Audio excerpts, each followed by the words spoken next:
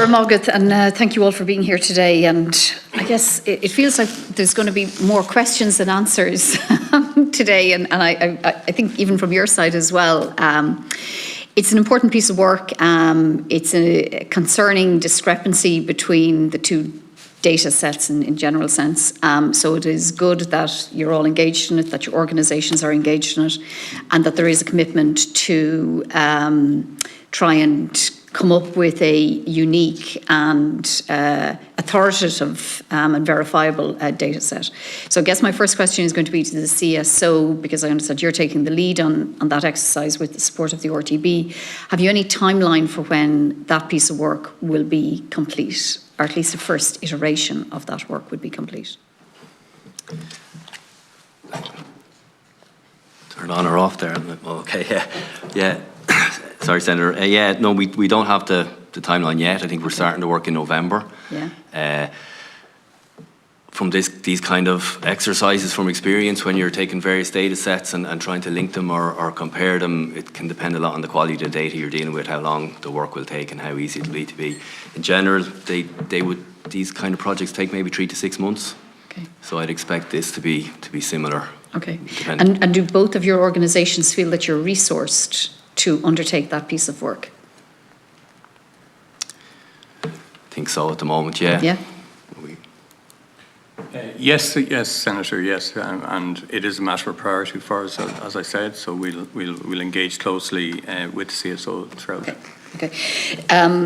Like, it really is important that we get to the bottom of this, and accepting the analogy with the vacant properties and that, but it's very frustrating for people, and there's obviously always going to be an amount of churn. That is a feature of the whole housing sector, but we do need at least one verifiable a baseline, let's say, from which to do analysis and potentially develop policy responses.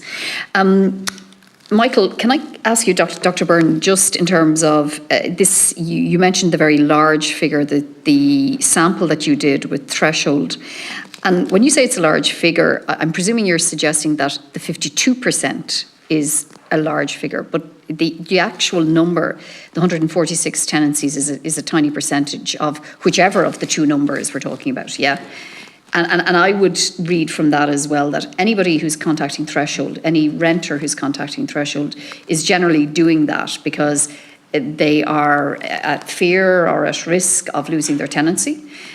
So their landlord probably isn't behaving terribly ethically or properly. So that sample, as well as being a really small numeric sample, would also be a sample of people who are possibly coming up against less than best practice. Would you agree with that? Yeah, I mean, I think to a certain extent, certainly it's a very small number. It's not a representative sample, so it would be not correct to overinterpret it, absolutely. Okay. Yeah. The only thing I would say is I do think threshold clients come from a reasonably broad range of experiences in the private rental sector, and issues can arrive in a tenancy for a wide variety of reasons, so it doesn't necessarily, I think less compliant landlords would be overrepresented. Yeah. However, not there would be certainly a mix. I would just add that in my previous research and from discussions with Threshold, that type of figure is what the Threshold advisors who would expect. So anecdotally, they would say. Yeah, from their experience working with tenants across the years, they weren't at all surprised that such a high number were not registered. Yeah. Okay. It seems like a very high percentage, but it's based on a very small sample. So I just think it's important that we would clarify that, because I suppose the vast majority of landlords, I would expect, are compliant, or at least are registering. Otherwise, we wouldn't have as high a number of registered tenancies as we do. The PRTB, just your report, and I appreciate you're here largely today to talk about the stats and the gathering of statistics and data on the market. But can I ask you just a couple of questions about it, because the documentation you provided us with gave a lot of detail on the challenges that you faced back in 2022, specifically in trying to respond to both tenants and landlords, and you have provided all the contact details and your target response times. But the target response times relate generally to, as I read them, when people would contact initially, either be tenants or landlords with a query or an issue.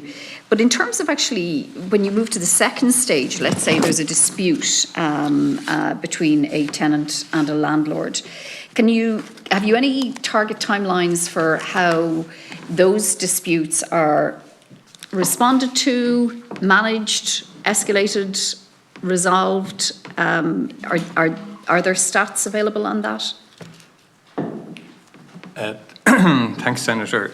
So we're principally here today on the subject of the register and the registration numbers, but obviously, yes, the whole area of dispute and dispute resolution is an important part of our functions in the RTB.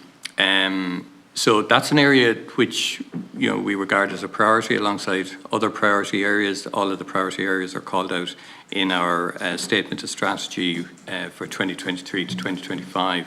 So we have plans to, I suppose, examine much more closely our dispute resolution service and particularly the performance of the service itself.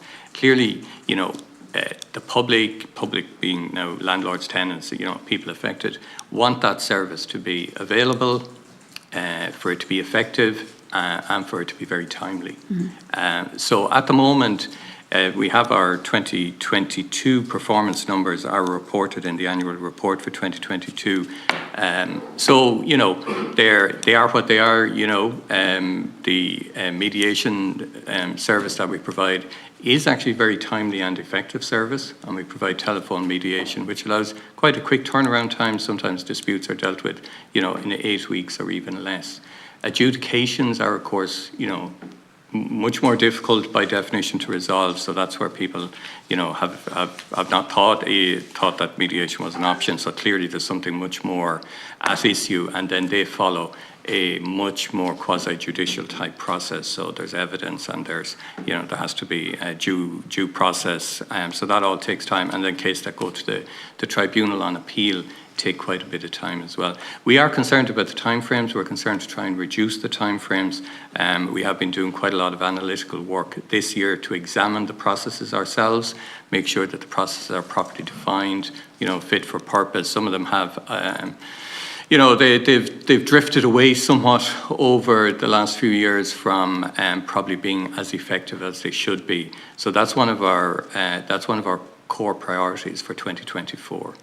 Thanks, Mr. Byrne. I realise I'm out of time, but I think the committee, if we could return to this, or if you could provide the committee with some further detail on the work that the RTB is doing to look at the timelines, look at the availability, look at the effectiveness on the mediation, the adjudication, the tribunals. The anecdotal feedback, and I appreciate it's only anecdotal that I get, is that it is taking far too long and it is far too ineffective. And I get that from both parties. And I appreciate these are people that are stressed and in very difficult situations.